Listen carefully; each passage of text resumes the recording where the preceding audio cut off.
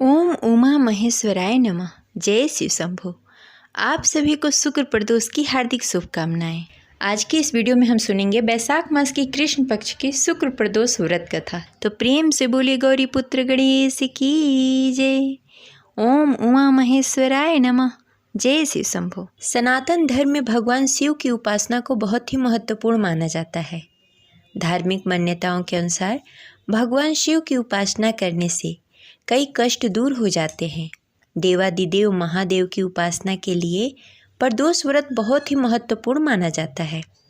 प्रत्येक माह के शुक्ल पक्ष और कृष्ण पक्ष की त्रयोदशी तिथि के दिन प्रदोष व्रत रखा जाता है। प्रदोष व्रत के दिन भगवान शिव की उपासना प्रदोष काल में की जाती है। धर्मशास्त्रों में बताया गया है कि शुक्र प्रदोष व्रत के दिन भगवान शिव की विधिवत उपासना करने से जीवन की सारी बाधाएं दूर हो जाती है, बिगड़े हुए कार्य सुधरने लगते हैं। इस विशेष दिन पर रुद्राभिषेक करने का विशेष महत्व होता है।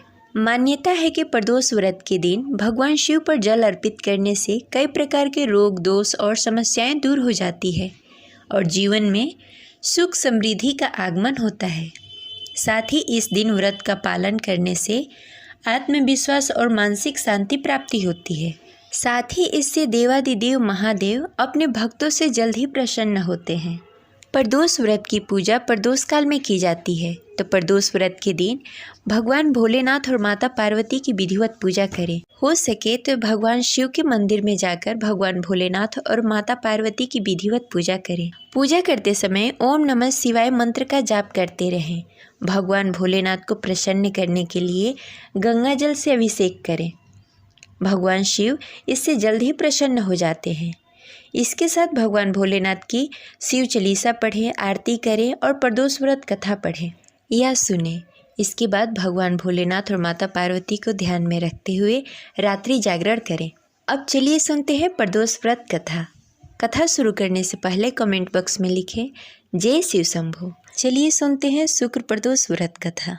शुक्र प्रदोष व्रत की कथा के अनुसार एक नगर में 3 मित्र रहते थे, राजकुमार, ब्राह्मण कुमार और धनिक कुमार।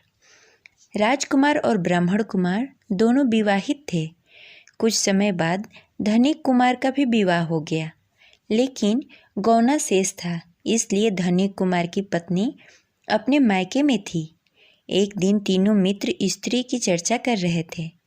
तभी ब्राह्मण कुमार ने स्त्रियों की प्रशंसा करते हुए कहा, नारीहीन घर भूत का डेरा, यानी कि नारियों के बिना घर भूत का डेरा होता है। धनिक कुमार ने यह सुना तो तुरंत ही अपने पत्नी को घर लाने के लिए निश्चय कर लिया।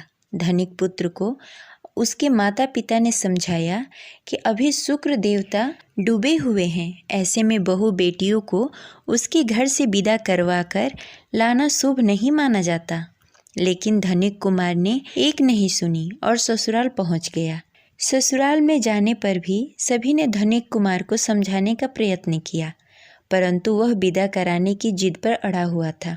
धनिक पुत्र के हठ के कारण कन्या के माता पिता को विदाई करनी पड़ी। विदाई कराने के पश्चात पति पत्नी शहर से निकले ही थे कि बैलगाड़ी का पहिया निकल गया और बैल की टांग टूट गई।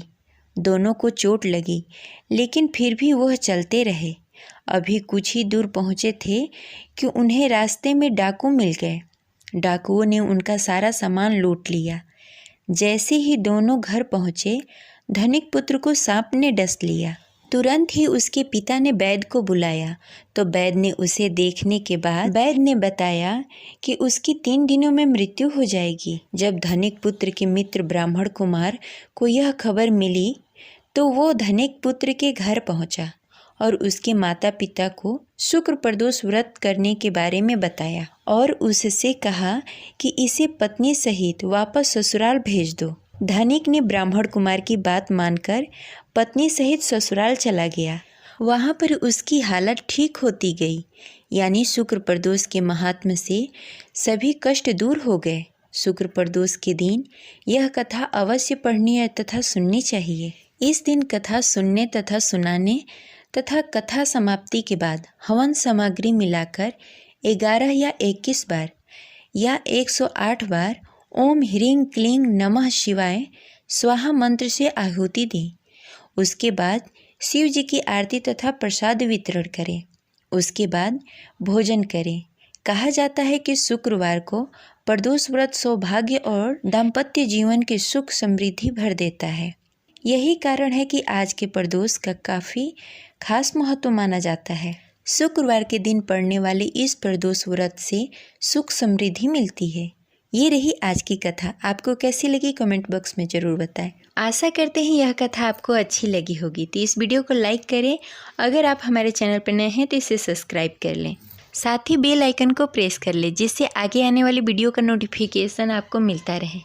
मिलते हैं अगले वीडियो में, तब तक के लिए हर हर महादेव। जय शिव शंभू।